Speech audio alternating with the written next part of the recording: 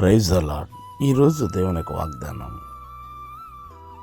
ఆయనతో సహవాసము చేసిన ఎడల నీకు సమాధానము కలుగును. యోబు గ్రంథం 22వ అధ్యాయం 21వ వచనం. ప్రియులారా, దేవునితో సహవాసము చేసినప్పుడు మనకు సమాధానం కలుగుతుంది, అలాగునని మేలు కలుగుతుంది.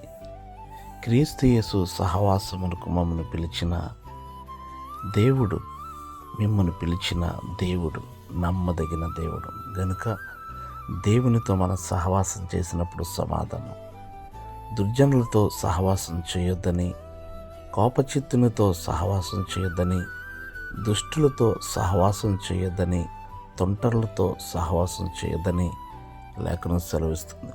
కనుక దేవునితో మనం సహవాసం చేద్దాం, వాక్యముతో ప్రార్థనాపరులతో సహవాసం చేద్దాం, సమాధానాన్ని పొందుకుందాం. మీ కొరకు ప్రార్థించే దైవజనులు డేవిడ్ రాజు.